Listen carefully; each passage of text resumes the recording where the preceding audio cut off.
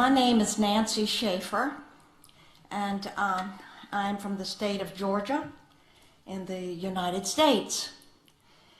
And thank you for your gracious invitation to join you tonight. And thanks to all of you who have made this incredible World Congress of Families #5 in Amsterdam possible.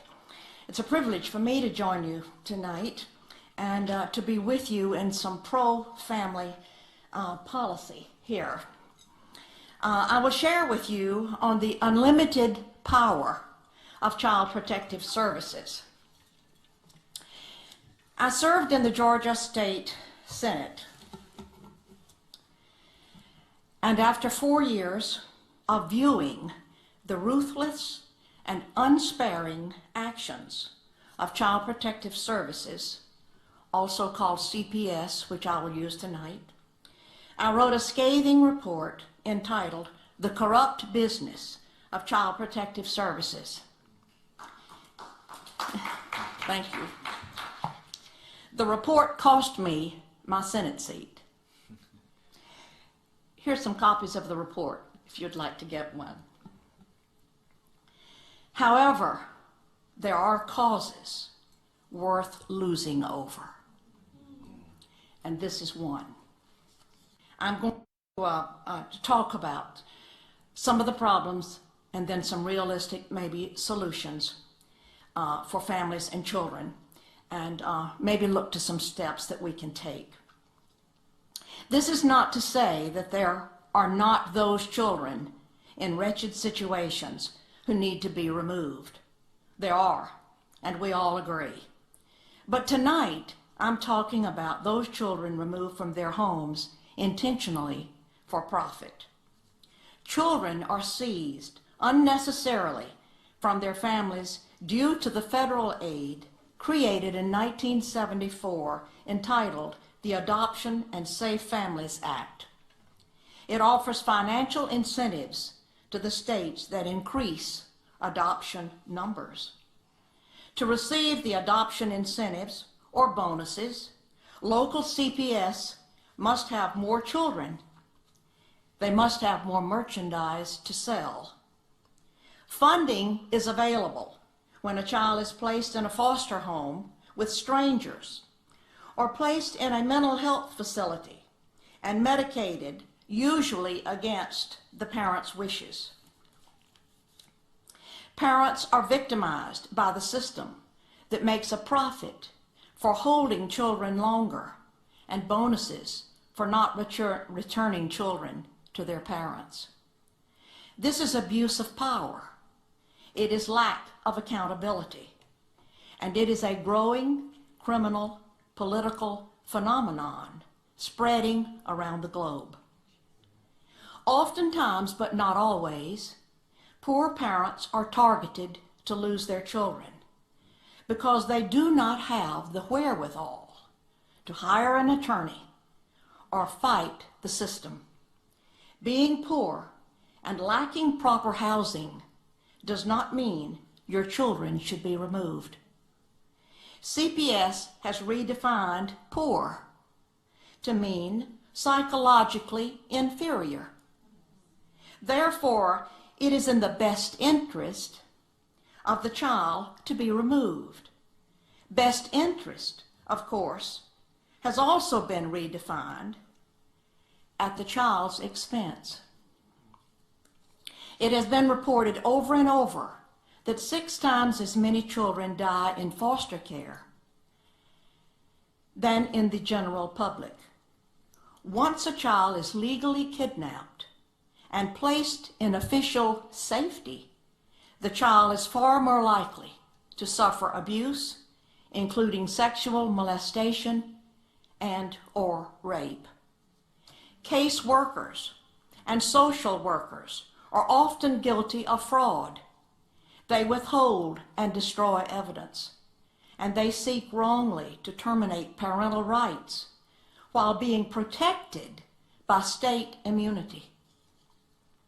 There is a huge bureaucracy made up of judges, court-appointed attorneys, guardian ad litems, social workers, state employees, court investigators, therapists, psychologists, psychiatrists, foster parents, adoptive parents, and on, who are looking to the children in state care for their job security.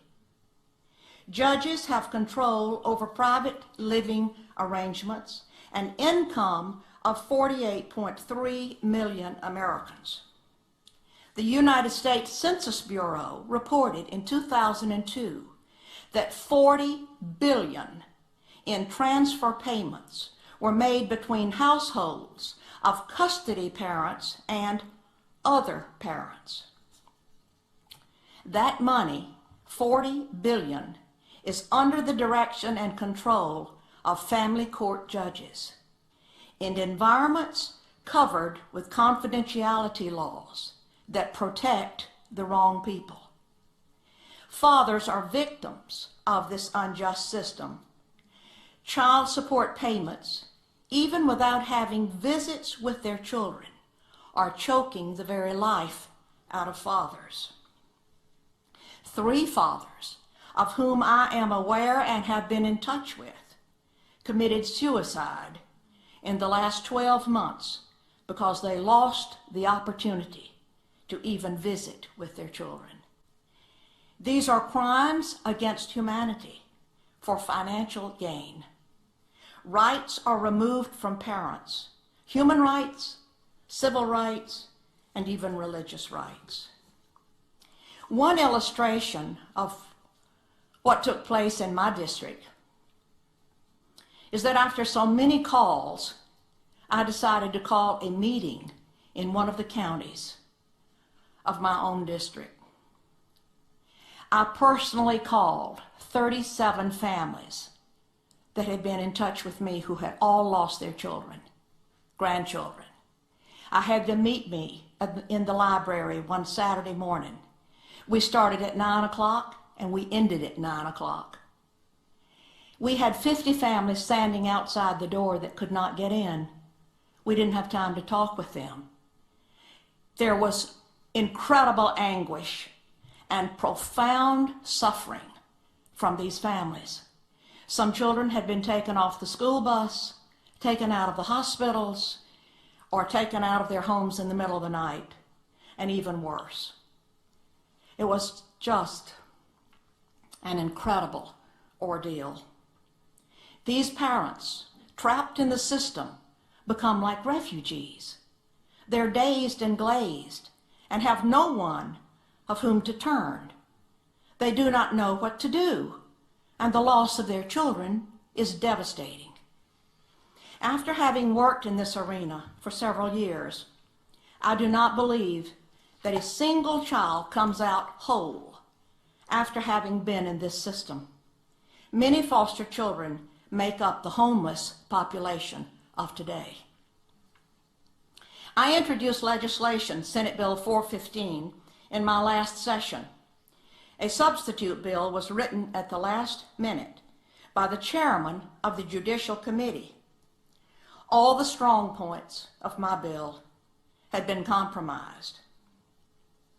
I was told, accept it, Senator. At least you will get some legislation passed. And I answered with, obviously, you do not know me. I did not come to the Capitol to get legislation passed. I came to make a difference.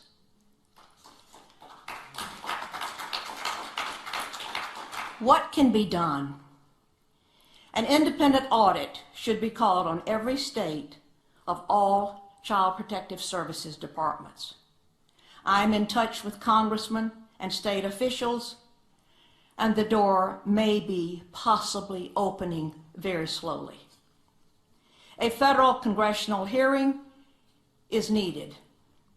But let me add, due to the hundreds upon hundreds of cases that I've been called to consider, I placed calls to state senators, representatives in their respective states across the country, asking them to help me with certain families. And I was told, if I help that family, or if I help you, I will lose my job. Remove, abolish the federal and state financial incentives, and those are taxpayer dollars. Those dollars have turned CPS into a business that takes children and separates families for money. Open family court. Remove the confidentiality laws. Give parents their rights verbally and in writing. I even feel that to terminate the rights of parents, the case should be heard before a jury. Family rights and parents' rights must be protected. We do not need more influence like the UN's Convention on the Rights of the Child. It's anti-parent, anti-child, and anti-common sense for the family. There has to be perseverance for any great reform, and great reform is needed in this area. As Charles Spurgeon put it, how do you tame a lion that is well fed? First, he must be brought down. Second, his stomach must be lowered. How do you tame Child Protective Services? It may be only by closing it completely and starting over at the beginning with pro-family values. In closing, let me remind you that there is case law from state appellate and federal district courts and up to the United States Supreme Court, all of which affirm the constitutionality of the rights of parents to actually be parents to their children. There's biblical law too. It goes like this: speak up for those who can't speak for themselves, and for the rights of all who are destitute. Speak up and judge fairly. Defend the rights of the poor and the needy. Thank you.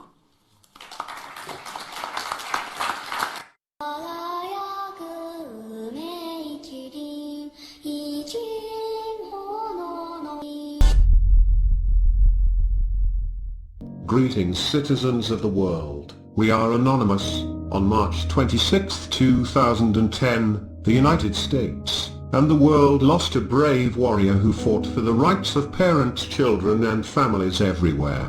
This warrior was the late Georgia Senator Nancy Schaefer, who was murdered along with her husband. Their deaths were ruled a murder-suicide, as were so many others that stand against corruption in high places.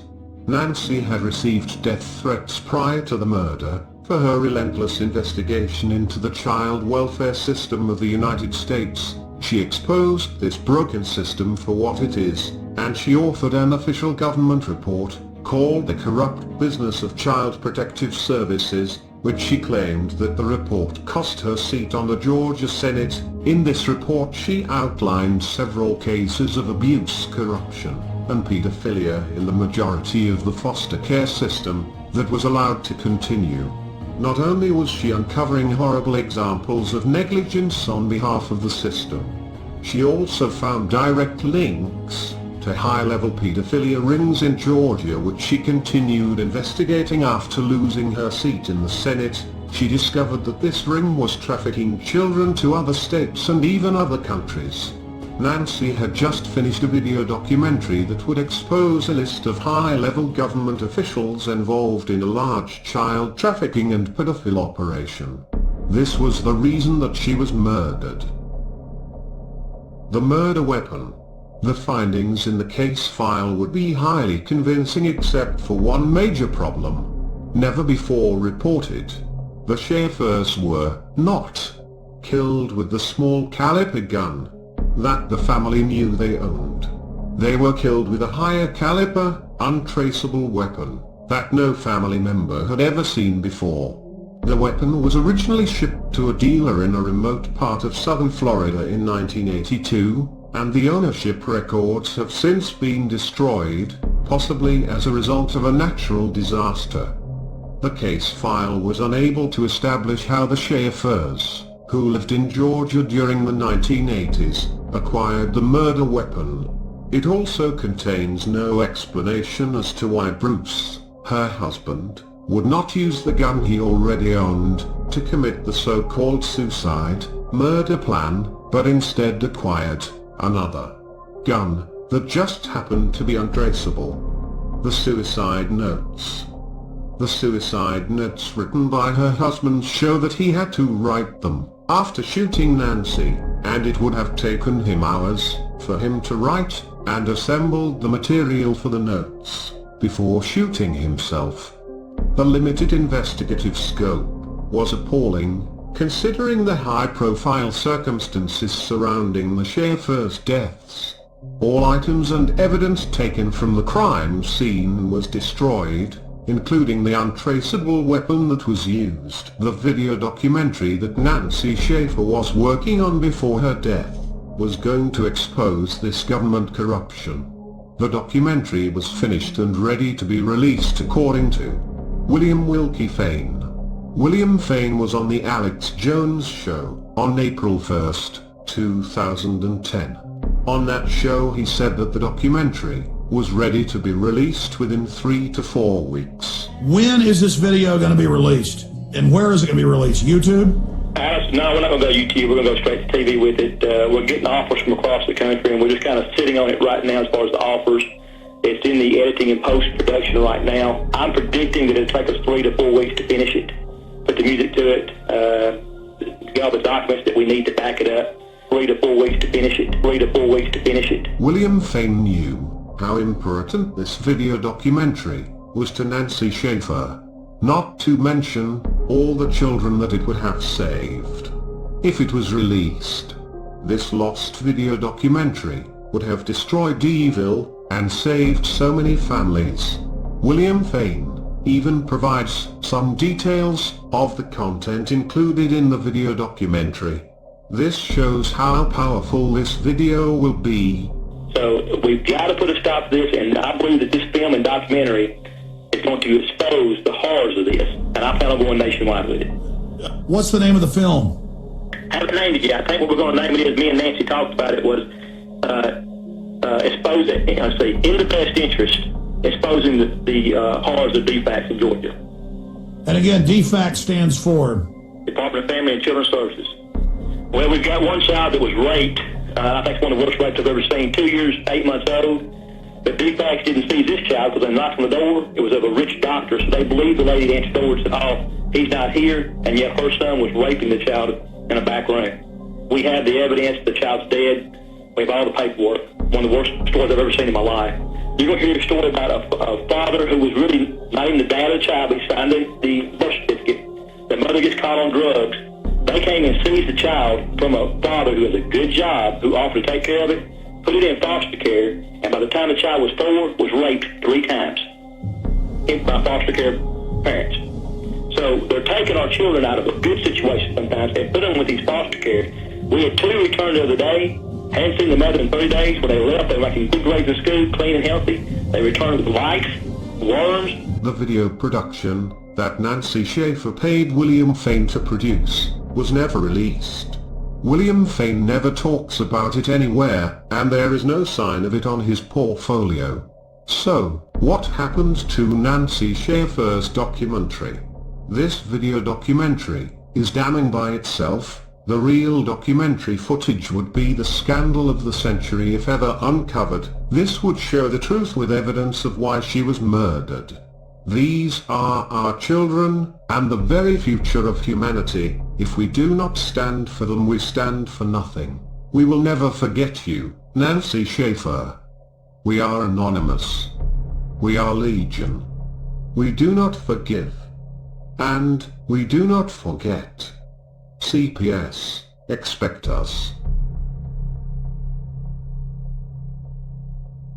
Nancy Schaefer was the reason Nancy Schaefer was killed was she had decided to totally demolish the Child Protective Services in Georgia because she found out they were filled full of pedophiles. And got in touch with Nancy Schaefer, Senator Nancy Schaefer, and started to get involved with her. And Nancy helped her out in her case, and then they became very close, and Sheridan started working with her. And actually, 5 days before Nancy Schaefer was found murdered, they had just finished a documentary. And the documentary was all about CPS and the theft of children, sex rings, where they sold children into prostitution. They actually shipped children out of country to other lands, other nations, and sell these children to people. They actually sell children to pedophiles in other countries. This is a real problem in our country. And these are our children, and the very future of humanity. If we do not stand for them, we stand for nothing. We will never forget you, Nancy Schaefer. We are anonymous. We are legion. We do not forgive. And we do not forget. CPS, expect us.